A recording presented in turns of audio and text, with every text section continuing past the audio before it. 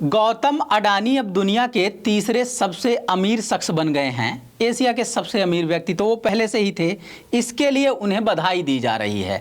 मुकेश अंबानी ने दुबई का सबसे महंगा विला खरीदा है। भारत का सबसे महंगा घर तो पहले से उनके नाम है, इसके लिए उन्हें भी बधाई दी जा सकती है। सिर्फ 2021 में 42,000 दिहाड़ी मजदूरों ने आत्महत्या कर ली है, ये बात एनसीआरबी की रिपोर्ट कह रही है। इसके लिए बधाई तो नहीं बनती, मगर लानतें किसे भेजी जाएं। देश की सरकार चलाने वाले प्रधानमंत्री नरेंद्र मोदी को अकेले जिम्मेदार ठहराया जाए या फिर देश का अधिकतर बिजनेस व्यापार चलाने वाले अंबानी अडानी को भी गुनहगार ठहराया जाए। बताइए वो जिम्मेदार शख्स कौन है जिससे हजारों घरों की बर्बादी का हिसाब लिया जाए, सवाल किया जाए। नमस्कार, मैं समर राज बोलता हिंदुस्तान में आपका स्वागत है। अंबानी अडानी की बेतहाशा बढ़ रही अमीरी और मजदूरों किसानों की बढ़ती हुई गरीबी वाले इंडिया में, भारत में, हिंदुस्तान में आपका स्वागत है। आप सोच रहे होंगे कि तीन अलग अलग खबरें हैं तो उन्हें आपस में मिलाना जरूरी है क्या? हम पूछ रहे हैं, तीनों खबरों के केंद्र में कोई एक शख्स है, उसको बेवजह बचाना जरूरी है क्या? कोरोना महामारी से जूझते हुए दुनिया और देश को लगभग 2.5 साल बीत गए हैं। कॉरपोरेट लूट के बाद संभवतः 21वीं सदी की ये दूसरी सबसे बड़ी त्रासदी है। इससे ध्वस्त तो होनी चाहिए थी अमीरों की बनाई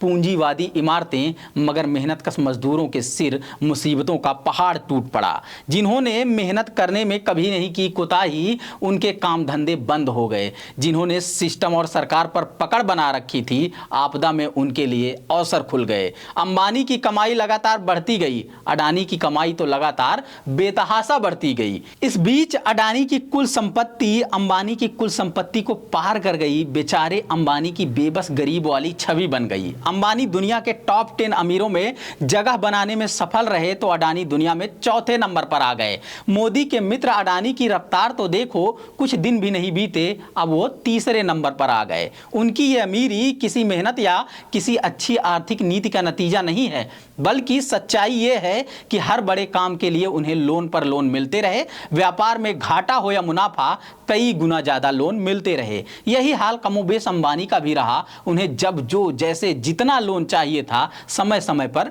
मिलते रहे। इन पर लाखों करोड़ों के कर्ज हैं, मगर किसी की नई संपत्ति को खरीदने के लिए फिर से हजारों करोड़ का लोन मिल जाता है।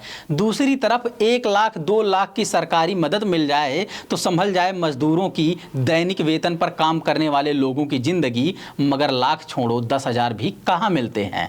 हालात ये है कि हजारों गरीब मजदूर, कामगार, किसान तो इसलिए आत्महत्या कर लेते हैं क्योंकि बैंक से ली गई मामूली सी रकम को चुका नहीं पाते। कुछ दिन पहले ही हमने ललितपुर की विद्या की कहानी आपको बताई थी कि 2 लाख का लोन न चुका पाने की वजह से महिला किसान ने कैसे आत्महत्या कर ली थी। पति पत्नी दोनों मेहनत मजदूरी करके कमाने के लिए जयपुर और दिल्ली भी गए, उन्हें काम नहीं मिला तो वापस लौट गए। धीरे धीरे अवसाद की चपेट में आ गए।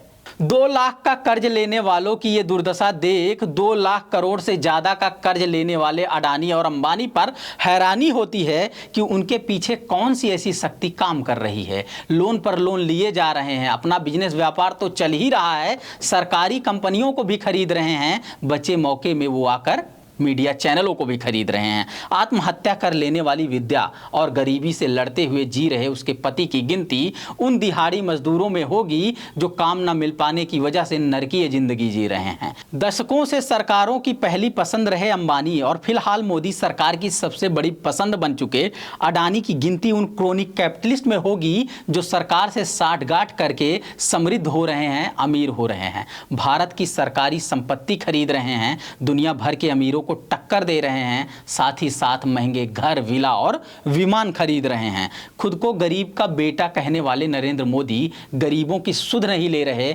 और अमीरों को दोनों हाथ से पूरा देश लुटा रहे हैं। अमीर गरीब के बीच इतनी बड़ी खाई बनाकर न जाने कौन सा न्यू इंडिया बना रहे हैं।